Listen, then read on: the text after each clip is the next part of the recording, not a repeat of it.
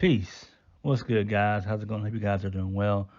Let's talk about and discuss Bound for Glory for October the 7th, 2022.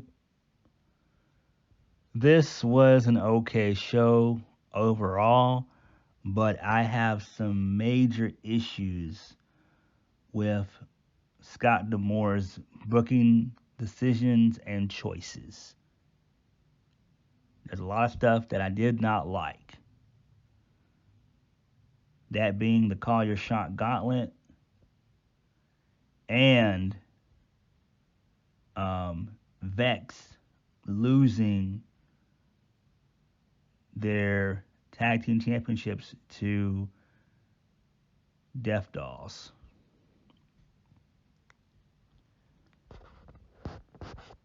But before we get started with the main card, we're going to talk about the pre-show and Raven's induction into the Impact Wrestling Hall of Fame. So on the pre-show, there was a match between Brian Myers and Dirty Dango, who answered his open challenge for the Digital Media Championship. Myers retains via the roster cut. Who gives a shit? Fuck Brian Myers. I'm glad that Dirty Dango is with Impact. I think he'll be used well there. And I think this is a really good pickup for Impact. I really do.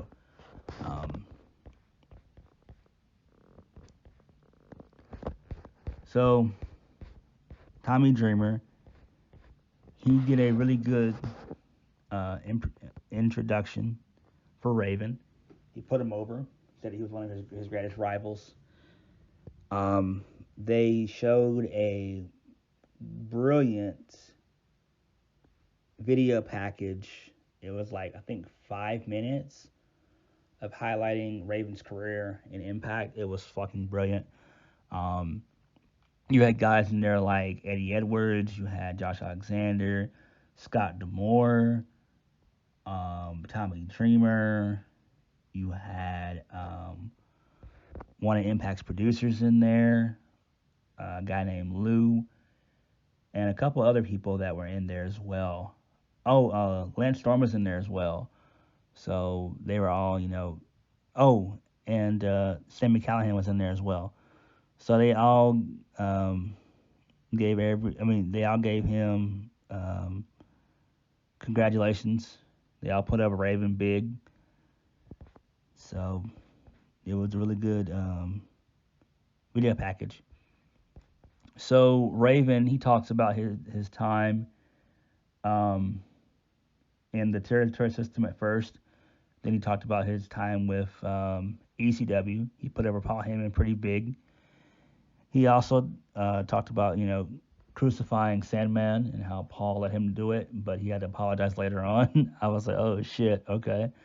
He also talked about his time in WCW, and he talked about his time in WWE, and he then talked about his time in Impact Wrestling, but before it was called that, it was TNA, and he thanked the fans, said, that he had a shoulder disability. I forgot what it was. And then also it was his shoulder was shaking during it. So, the fans, they had thank you Raven chants. And then towards the end of his speech, he DDT's Tommy Dreamer. And it was great. He did his signature pose. Crowd booed him. Well, no, crowd cheered him. And that was that. But I'm proud of Raven. He does deserve it. Raven is that dude. I've always loved Raven. And he's one of the most iconic characters ever in pro wrestling. Like, as far as a babyface is concerned, he's one of the best anti-heroes out. He is the godfather of being the anti-hero in my book. So congrats to Raven, and he deserves it for sure. I'm glad. Hopefully, this isn't the last that we see of Raven. Hopefully, he can do some type of backstage role, whether it be producing or booker, because we damn sure need a booker in Impact Wrestling. We need it. Scott D'Amore is just not doing it. It's not, Scott D'Amore needs some serious help. But much respect to Raven. All right, so let's go on and get in with the main show. So we kicked the show off with the first match of the night being Frankie Kazarian versus Mike Bailey for the X Division Championship. Mike Bailey kicked out of every fucking thing that Kazarian did to him. It was completely disrespectful. Didn't really like it. In the end, Kazarian was able to lock in the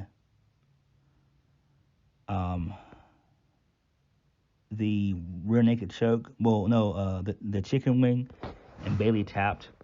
But like I said before, Bailey he kicked out of everything. He even did the flux capacitor, and he got off the top rope, and Kazarian, Bailey kicked out of that as well. So, I'm glad that Mike Bailey is no longer champion. But why would Kazarian win? It just doesn't make any sense. Unless he's going to be there a while for Impact. I don't know how long he's going to be there. Probably until Hard to Kill, maybe. I don't know. He'll probably do a little mini run there for a while. It kind of makes sense. I gave that a 2 out of 5. Moving on. Mickie James. She was backstage. She was talking to Gia Miller. She put herself over, and how she also respects Mia Yim. She says she wants Mia Yim to bring it to her. And we go on to the next match, that being Mickie James versus Mia Yim.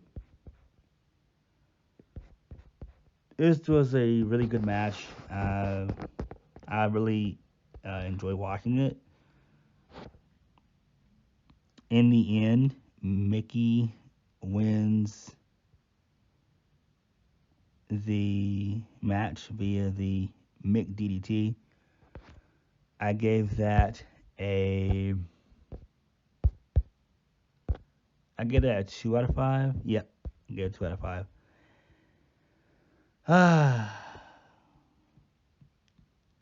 Here it is. Match number 3. Vexed versus Death Dolls for the Knockouts Tag Team Championships. You would think that Vex would win, right? Right? Well, you're incorrect. They fucking lost. This makes no sense. They just got the belts like a month or 2 ago. I think they only had the belts for like a month and a half, I want to believe. Why are we hot potatoing the championships? It makes no sense. What the fuck? This is so stupid. Why? I don't get it. And the Death Dolls, they consist of Taya Valkyrie and Jessica. It just doesn't make any sense. I gave it a 1 out of 5 because it just doesn't make any sense. Like, why are we doing it? Like, what was the reasoning to do this? This is stupid. Stupid for no reason. For what? This makes no sense. This absolutely makes no sense. This is one of many issues that I have with Impact. It's like, stop hot-shotting stop just swapping your titles every month or every other month. Just don't do that. It makes zero sense. It's so stupid.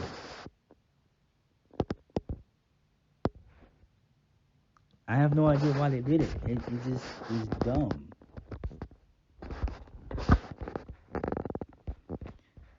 I really just don't get it at all.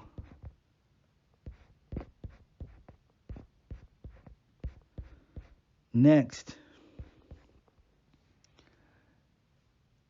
The Kingdom with Maria Kanellis versus the Motor City Machine Guns, Alex Shelley, and Chris Sabin.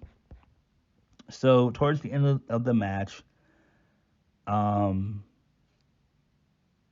Mike Bennett, he super kicks Maria on accident, and with that, Taven is able to roll up Sabin with his feet on the ropes.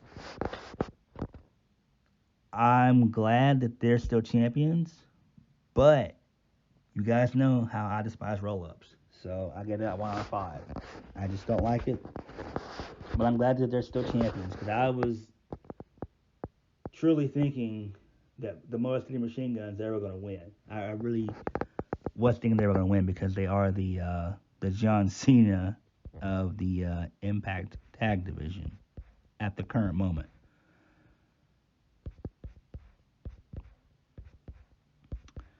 Okay. The Call Your Shot Gauntlet. So we had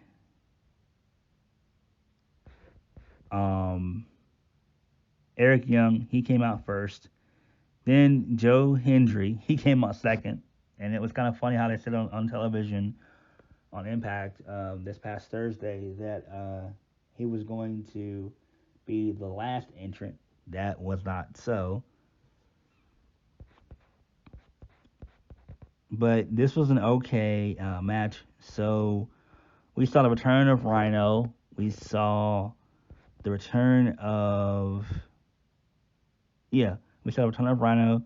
We saw the return of Matt Cardona. He was the last one. We saw the return of Bully Ray. And we saw the return of Taylor Wilde. And who else? I know there was somebody else in there.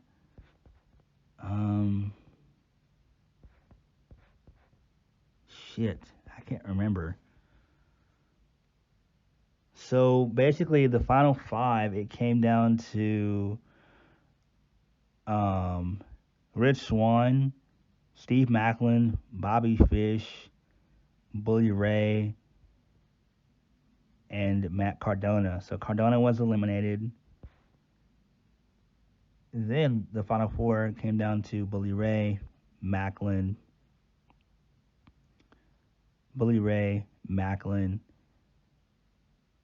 Swann, and Fish. So Macklin eliminated Swann. Then he also eliminates Bobby Fish. And then it came down to Bully Ray and Steve Macklin. And you would think that Steve Macklin would win, right? You would think that. You would think that he would go over, right? He didn't. Bully Ray wins via Bully Bomb. What the fuck? Really? And I like Bully Ray, but dude, no. We can't keep going back to this fucking nostalgia factor. Stop it. It doesn't make any sense. Why are you not building up a guy like Steve Macklin?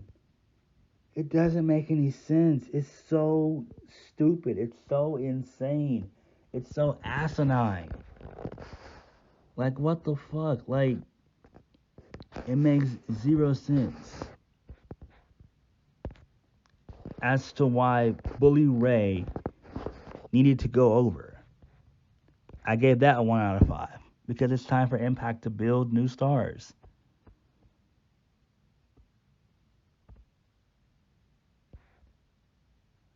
Next, Masha Slamovich versus Jordan Grace for the Knockouts World Championship. Very good match, hard hitting, loved it. Um, so Masha, she was able to do her airplane spin into the corner. Then she hit the snowplow, but Grace was able to get her foot on the bottom rope, and the ending sequence was they were fighting on the top turnbuckle, and so Masha was attempting to go for the snowplow again, but Grace was able to reverse it into an avalanche Grace driver for the 1, 2, 3, and I gave that a 3 out of 5. I'm just shocked that Masha didn't go over. I guess they want to continue the feud, but it would have made more sense to have Masha go over. That's just me. Masha, in my opinion, should have went over. It would have made more sense that way.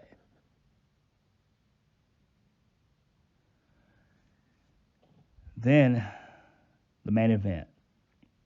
So Eddie Edwards was getting ready, and so his daughter and I guess a friend, her friend or whatever, they come up to see Eddie, and he embraces them, and Alicia says, "This ends tonight."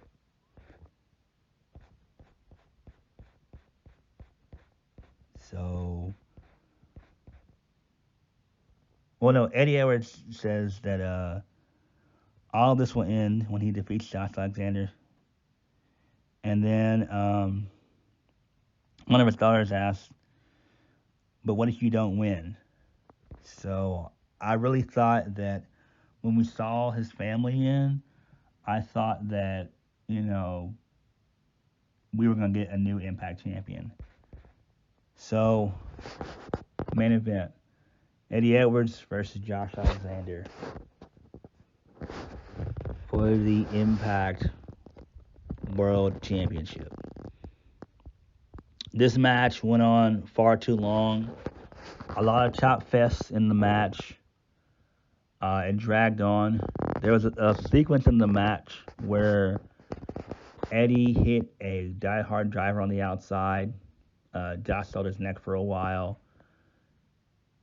He was able to lock in some German suplexes on the outside. I think he did like 5 of them on the outside. Josh was able to win via the C4 spike. Post-match, Honor No More hit the ring. They beat down Alexander. Bully Ray comes down. It seems like he was going to side with Honor No More and do what Moose did, but he didn't. He chose to fight alongside Alexander. They cleared the ring full of Honor No More guys, and then the two of them stare each other down. They jaw jack. Well, Bully jaw jacks with Josh, saying, this is what I'm here for. This is what I want. You want your championship, come get it. And so he gives him the championship. And they stare each other down, and that's how they go off the air. I can't say that I'm excited about it because I'm over Josh Alexander. I'm over it. Macklin needed to be in this spot. This should have been Macklin's moment. This is where you could have made a new star. Enough of the nostalgia stuff. I'm over that shit. I'm over it. It's stupid. It really is stupid.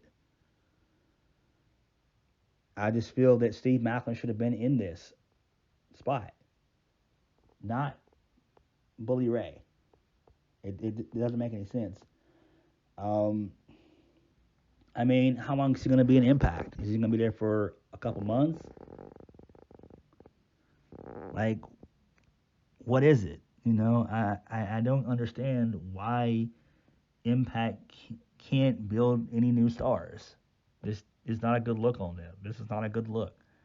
You cannot always go and dig into the nostalgia cookie jar all the time. You just can't do it, and there's just no need for it. It's okay, I guess, but I'm just not excited for it. I'm not. It's not something that I just care about. But it is what it is. Overall, this was an okay show. Um, the main event didn't need to go 25 minutes though. It didn't need to. Other than that, the show was okay. On that note, thank you guys for watching. Please hit the like button, comment down below, and subscribe for more videos. I'll catch you guys later. Peace. Impact has got to start building new stars. They've got to.